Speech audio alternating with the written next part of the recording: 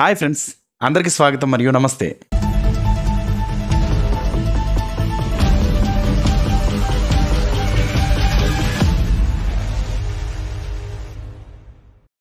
రెండు రోజుల నుంచి తెలుగు రాష్ట్రాల్లో మారుమోగుతున్న పేరు ఇమ్మడి రవి.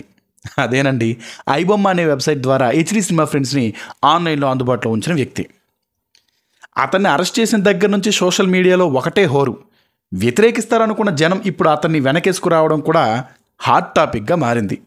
అప్పట్లో పైరసీ అంటే థియేటర్లో ఆడుతున్న బొమ్మని అలా కెమెరాల ద్వారా రికార్డ్ చేసి DVD రూపంలో అమ్ముతూ క్యాష్ చేసుకునేవారు పైరసీ ముఠావారు. ఆ తర్వాత నెట్ యూజింగ్ బాగా పెరిగాక 3G, 4G, 5G వరకు అభివృద్ధి చెందిన ఈ టెక్నాలజీ యుగంలో నేరుగా అలా రికార్డ్ చేసిన బొమ్మలను నెట్టింట్లో ఉంచుతున్నారు.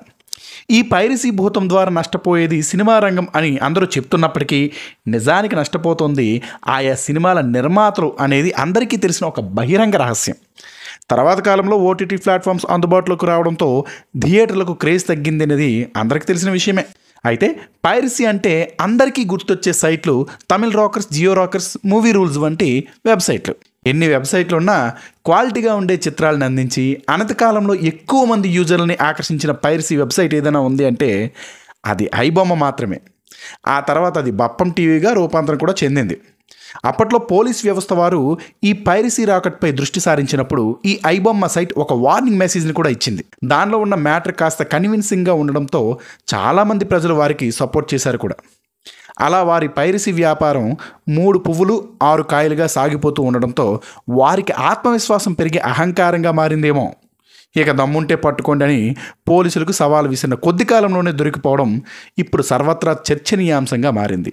ఇమ్మడి రవి అరెస్ట్ అయిన తర్వాత అనూహ్యంగా సోషల్ మీడియాలో అతనికి మద్దతు పెరుగుతోంది. అందుకు కారణం కూడా లేకపోలేదు.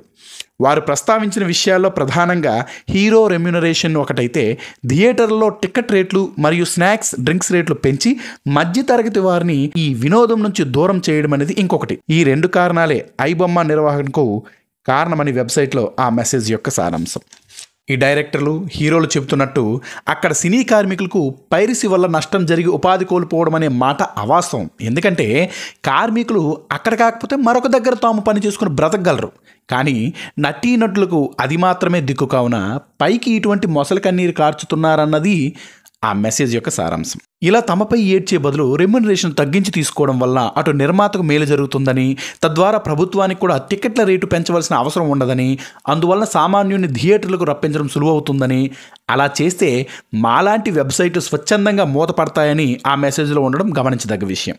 అయితే ఆ మెసేజ్లో జనులకు నచ్చిన విషయం ఏదైనా ఉంది అంటే అది 5 కోట్ల మంది డేటా తమ దగ్గర ఉందని చెప్పి బెదిరించడం. బహుశా మన పోలీస్ వ్యవస్థలను ఇదే విషయం అప్రమత్తం చేసి ఉండొచ్చు.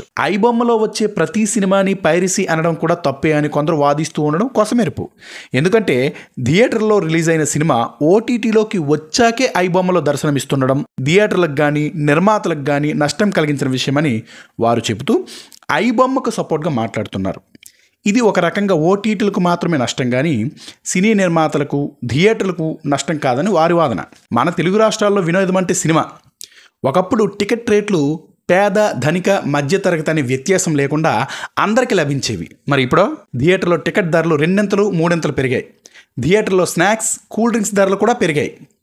ఇప్పటికే చాలని జీతాలతో జీవితాలను నెట్టుకొస్తున్న మధ్యతరగతి జనం ఇటువంటి పరిస్థితుల్లో వేరు మార్గం కోసం ఖచ్చితంగా వెతుకుతారు. అలా వారికి దొరికిన అద్భుతమే ఈ ఐబొమ్మ. ఎక్కడైతే డేటా ఉంటే చాలు, టికెట్ల అవసరం ఉండదు. పాప్కార్న్ తయారు చేసుకుని ఇంటిల్లపాది మొబైల్లోనో, ట్యాబ్లోనో, స్మార్ట్ టీవీలోనో ప్లే చేసుకొని హై క్వాలిటీతో కొత్త మూవీస్ని ఎంజాయ్ చేస్తున్నారు. పోనీ OTTలో చూద్దామనుకుంటే మొదట ప్రీమియం అంటారు, ఆ తర్వాత బై ఆర్ రెంట్ అనే ఆప్షన్ పెడతారు, మధ్యలో యాడ్స్ ఇస్తూ సమయాన్ని వృధా చేస్తారు. మళ్ళీ వాటిని ఆపేందుకు ఎక్స్ట్రా మనీ పే చేయమంటారు. అటు థియేటర్లో ఇటు OTT ప్లాట్ఫామ్స్లో ఇలాంటి ఇబ్బందులు ఎదురయ్యే జనాలందరూ మ్యాక్సిమం ఐబొమ్మ లేదా బప్పం టీవీ వైపు చూస్తున్నారు. అలా అని మేము ఐబొమ్మను సపోర్ట్ చేయడం లేదు. ప్రస్తుత పరిస్థితులను అవగాహన చేసుకుంటే అర్థమైన విషయాల్ని మీ ముందు ఉంచుతున్నాం. ఫైనల్గా కొందరు నెటిజన్లు మూవీ రూల్స్, తమిళ్ రాకర్స్ వంటివి పైరసీ వెబ్సైట్లు అవుతాయి కానీ ఐబొమ్మ, బప్పం టీవీ వెబ్సైట్లు ఆ కోవకు చెందవు, కాబట్టి ఇమ్మడి రవికి శిక్ష పడడం దాదాపు అసాధ్యం అంటున్నారు. చూద్దాం, కాలమే అన్ని ప్రశ్నలకు సమాధానం చెప్తుంది. సో ఇది ఫ్రెండ్స్ ఇవాల్టి వీడియో. మరో కొత్త అంశంతో మరొక కొత్త వీడియోలో మళ్ళీ కలుద్దాం. మీకు ఈ వీడియోలో నేను చెప్పిన విషయాలు నచ్చినట్లయితే దయచేసి ఈ వీడియోని లైక్ చేసి మీకు తెలిసిన వాళ్ళందరికీ షేర్ చేయండి. అలాగే మీరు కనుక కొత్తగా మన ఛానల్ని వీక్షిస్తున్నట్లయితే మన ఛానల్ని సబ్స్క్రైబ్ చేసుకొని పక్కనే ఉన్న బెల్ సింబల్ని లేటెస్ట్ అప్డేట్స్ పొందడానికి క్లిక్ చేయండి. ఆద్యంతము తిలకించిన మీకు హృదయపూర్వక ధన్యవాదాలు. Stay tuned.